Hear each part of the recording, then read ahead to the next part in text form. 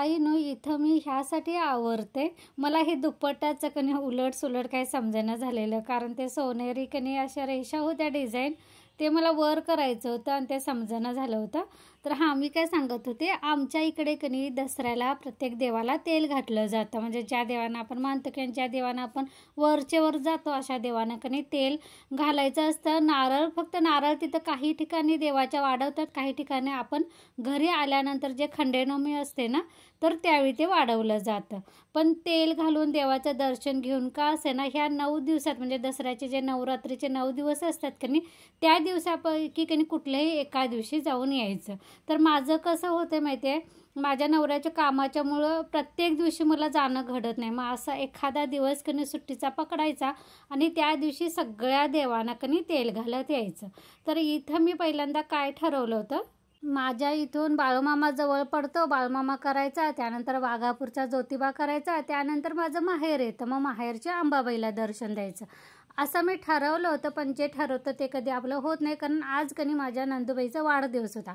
मग मी काय केलं, आईस केक घेतलेला. मग हे 2 देव फिरून कणी तिकडे जायचं म्हटलं तर ते विरघळणार, म्हणून मी बाळूमामा आणि वाघापूरचं कॅन्सल केलं, संध्याकाळी केलं. जे तुम्ही सकाळी कधी माझा शॉर्ट व्हिडिओ बघितला असेल मिनी व्लॉग, तर त्यामध्ये मी ते दाखवलेलं आहे. संध्याकाळच्या वेळेत मी तिकडे गेले होते. तर इथं कधी सकाळची ही बघा, हे माझं हायस्कूल आहे. मी इथं कधी 10वीपर्यंत हे हायस्कूलला शिकलेले आहे. तर त्यानंतर पहिल्यांदा मी माहेरी गेले, कारण पहिल्यांदा घर तेच येतं. मला हे गौरीचा भेट दिली होती कणी, तो डबा मी अजून पण माझ्याकडून कधी ते देणं घडत नव्हतं. पाऊस थोडासा चालू होता, पण मी काही जास्त वेळ थांबली नव्हती. 5 मिनिटातच मला बाहेर यायचं होतं, कारण एकाच दिवशी मला हे 5 ते 6 देव करायचे होते. त्यामुळे जास्त वेळ काय थांबणं शक्य नव्हतं. फक्त 5 मिनिट घराला पाय लावून यायचं म्हणून गेले होते. हे आहे माझं माहेरचं घर. त्यानंतर मी तिथून बाहेर पडले. त्यानंतर मला खाली माझ्या गावच्या देवीला जायचं होतं, जी आमची अंबाबाई असते. तिथेच माझं नंदोबाईचं घर आहे. तर हे बघा, इथून कणी कमान चालू केली होती, खूप छान. आम्ही लहान असताना सोंगी भजन वगैरे अगदी 9 दिवस असायच्या स्पर्धा. शेवटच्या दिवशी मी ज्यांचा नंबर असेल ना, किंवा त्यांना पारितोषिक दिलं जायचं, आणि गेल्या वर्षी ज्यांचा नंबर असायचा की नाही त्यांचं सोंगी भजन असायचं. असा कार्यक्रम दर वर्षी दसऱ्याला ठरलेला असायचा. तर ही आहे माझ्या माहेरची अंबाबाई. तर आमच्या कोल्हापूरच्या भागात अशी पद्धत आहे, लग्न झालेल्या मुलीने कणी दसऱ्यात माहेरच्या देवाला तेल घालायला यायचंच असतं. तेल वगैरे वाहून देवाचं दर्शन घेऊन कणी जायचं असतं. प्रत्येक माहेरवाशीन ही माहेरच्या बाकीच्या देवांना नाही गेलं तर चालते, पण आपल्या माहेरच्या देवाला एका का असं देवाला नक्की जायचं असतं. तर ही बघा आमची अंबाबाई आहे. हे मंदिर नवीन बांधलेलं आहे, पहिलं असं नव्हतं. आता दगडी बांधकाम कधी खूप छान केलं होतं. त्यानंतर मी माझ्या नंदेच्या घरी आले, त्यांचा बर्थडे सेलिब्रेट केला. बर्थडे म्हणजे असं काय, घरच्या घरी फक्त केक कापला आणि त्यांना शुभेच्छा देऊन आम्ही तिथून बाहेर पडलो. त्यानंतर मला माझ्या सासरी जायचं होतं. तर आई यांना आले होते, म्हणजे सासू सासरे होते. तर त्यांना मला गावाकडं सोडायचं होतं. त्यांना पहिल्यांदा घरी सोडलं. त्यानंतर 5 मिनटं शेतातली काहीतरी बॅटरी आणायची होती म्हणून आम्ही घरी थांबलो. ह्यांनी आणि अण्णा जाऊन ते थोडंसं बॅटरी वगैरे काय आणायची होती ती आणली. त्यानंतर कणी आम्ही बाहेर पडलो. आमच्या गावचं मंदिर कणी, म्हणजे आमच्या गावचं कसं असतं, सासरचं काळमादेवीचं मंदिर आहे आणि ते असं जंगलात आहे, झाडात. आणि आमच्या गावी ना नदी नाही, विहीर नाही, काही नाही. जे झाडं आहेत की नाही त्या देवीच्या मंदिराच्या आवारात, तर झाडांच्या त्या झराला पाणी वाहतं आणि ते 12 महिने असतं. त्यामुळे तिथे हौद बांधलेलं आहे आणि ते पाणी फिल्टर होऊन कणी गावातल्या सगळ्या गावकऱ्यांना म्हणजे पाणी पुरवलं जातं. आणि हे 12 महिने कधीही दुष्काळ पडत नाही. 12 महिने त्या झऱ्यातून कणी पाणी वाहत जातं, असं त्या काळामादेवीचं वैशिष्ट्य आहे. ते मंदिर बांधायला काढल्यामुळं कणी तिथे काही सगळं बांधकाम चालू होतं. त्यामुळे मी काय शूट वगैरे घेतलं नाही, तिथून फक्त नमस्कार केला.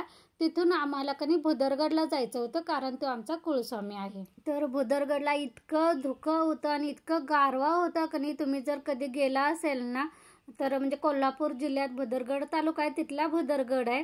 तर तुम्ही कधी गेला ना तर तिथं जाऊन इतकं छान, प्रचंड थंडी असते, धुकं असतं. ही दुपारची वेळ आहे बघा, तरी पण तुमचं मिनी महाबळेश्वर म्हटलं तरी चालतं. आणि इथं कणी कास पठार पण आहे, अगदी छोटा आहे, पण अगदी ती कास पठारावर कशी ती छोटी छोटी फुलं असतात, तिथं पण ह्या सीझनला कणी भुदरगडावर अशी छोटी छोटी फुलं येतात. त्यामुळे तिथं गेल्यानंतर कणी इतकं भारी वाटते. तर आम्ही दुपारच्या वेळेला गेलो होतो, तरीसुद्धा बघा हे इतकं धुकं आणि गारवा होत होता. तर इथे कनी काळ भैरवनाथाचं मंदिर आहे. हे आमचं कनी कुलस्वामी आहेत. तर इथलं नवरात्र इतकं कडक असतं ना, सकाळी जी आरती होते ज्यावेळी जे पंचामृत असतं ना ते चमच्याभर आणि एक खारीक इतकंच खायचं, बाकी अजिबात दुसरं काही खायचं नाही. त्यामुळे कनी कडक अगदी उपवास असतं. त्यामुळे कनी पहिल्यातले लोक भरपूर बसायचे, पण हल्ली कसं इतका कडक उपवास जमत नाही. त्यामुळे नवरात्री थोडेसे कमी असतात. चला तर तुम्हाला गडावरचं मंदिर आणि थोडंसं इथलं वातावरण आणि परिसर दाखवते.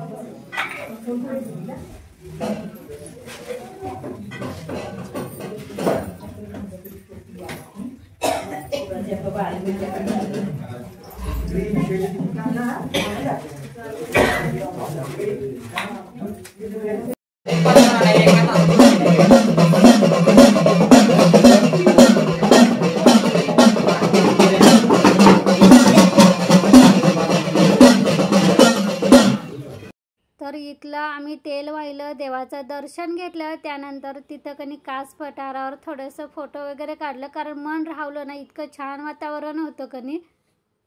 त्यानंतर तिथून आम्ही बाहेर पडलो आणि निष्णपच्या लक्ष्मीला गेलो, कारण वर्षातून 2 वेळा मी ह्या देवीला, म्हणजे इतर वेळी कसं कुठल्या देवाला जाणं होत नाही, जे जवळचं बाळमामाला वगैरे असतं तिथं जाणं होतं. वाघापूरच्या ज्योतिबाला नागपंचमीला जाणं होतं, पण हे बाकीच्या देवांना कनी वरच्यावर असं जाणं होत नाही. त्यामुळे वर्षातून 2 वेळा का असे ना इथे माहीला, म्हणजे आमच्याकडे जी यात्रा असते त्यावेळी, आणि आता दसऱ्यात तेल घालायला, असं मी वर्षातून 2 वेळाला जाते. तर ही आहे बघा निष्णपची लक्ष्मी. चला मी तुम्हाला इथलं थोडंसं दाखवते.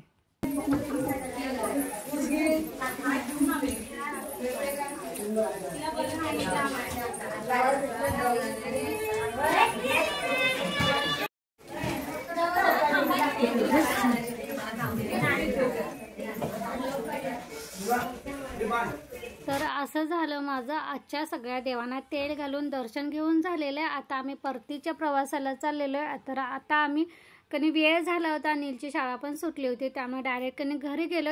चला तर ताईनो, ह्यासोबतच आजचा व्लॉग पण मी इथंच बंद करते. तुम्हाला आजचा व्लॉग जर आवडला असेल तर लाईक, शेअर आणि सबस्क्राईब करायला विसरू नका. धन्यवाद.